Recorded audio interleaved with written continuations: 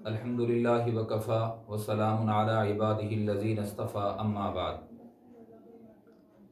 حضرت جریر ابن عبداللہ بجلی رضی اللہ تعالی عنہ کہتے ہیں کہ میں حضور اکرم صلی اللہ تعالی علیہ وسلم کی خدمت میں ایک دفعہ حاضر ہوا۔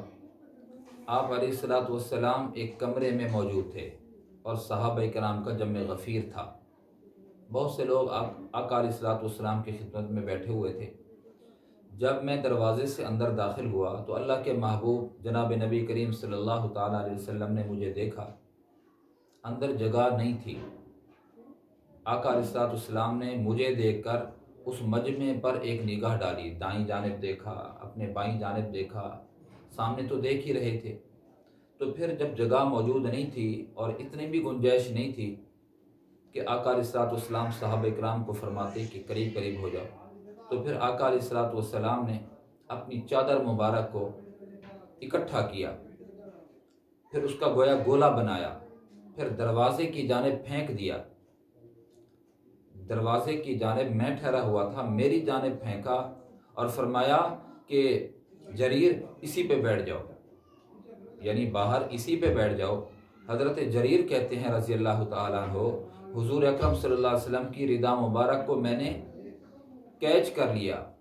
آقا علیہ السلام کی چادر مبارک کو زمین پہ گرنے نہیں دیا، بلکہ میں نے پکڑ لیا، کیچ کر لیا اور پھر آنکھوں پہ رکھا، سینے پہ لگایا، بوسہ دیا۔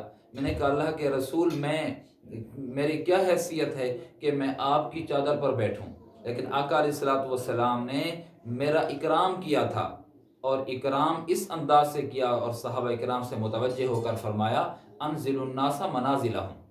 یہ آقا علیہ السلام کا اخلاق تھا، اقدار بتا رہے تھے کہ لوگوں کی قدر کیسے کرنی ہے۔ آقا علیہ السلام نے کیا فرمایا انزل الناس منازلہم، لوگوں جو مرتبے والے ہوں ان کی عزت کیا کرو۔ آقا علیہ السلام جیسی عظیم ہستی اپنی چادر مبارک اپنے صحابی کو دے رہے ہیں۔ حضرت جریر صحابی ہیں، آقا علیہ السلام کے مصاحب میں سے ہیں، آقا علیہ السلام کے پاس بیٹھنے والے لوگ ہیں۔ آقا علیہ السلام نے یوں اکرام کیا اپنے صحابہ کا، اپنے مسلمان کا یوں اکرام کیا۔ حیثیت آقا کتنی بڑے عظیم ہستی، اور یہ آقا علیہ السلام کے امتی ہیں، مطیع اور فرما بردار ہیں۔ تو آقا علیہ السلام نے اپنے صحابہ کا یوں اکرام کیا۔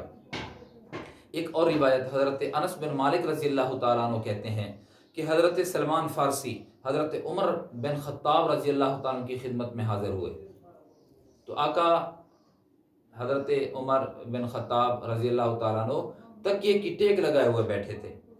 جب حضرت سلمان فارسی کو آتا دیکھا اور سلمان فارسی آ کر حاضر خدمت ہوئے، تو حضرت عمر بن خطاب رضی اللہ تعالیٰ نے تکیہ حضرت سلمان کی خدمت میں پیش کر دیا۔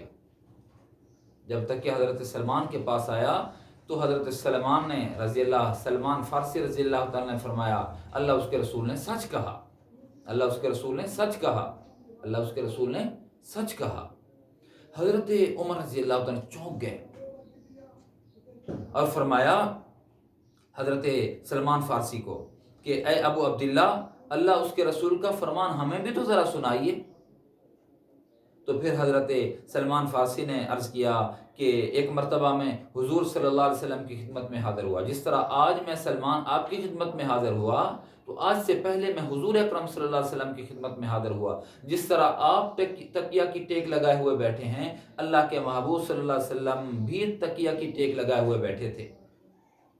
تو آپ صلی اللہ علیہ وسلم نے جب مجھے دیکھا تو آقا علیہ السلام نے وہ تکیہ میرے لیے رکھ دیا، میرا اکرام کیا۔ تو پھر آقا علیہ السلام نے فرمایا اے سلمان، جو مسلمان اپنے مسلمان بھائی کے پاس جاتا ہے اور وہ میزبان اس کے اکرام کے لیے تکیہ رکھ دیتا ہے، تو اللہ رب العزت اس میزبان کی ضرور مغفرت کر دیتے ہیں۔ یہ دونوں واقعے حیات الصحابہ میں نے پڑھے ہیں۔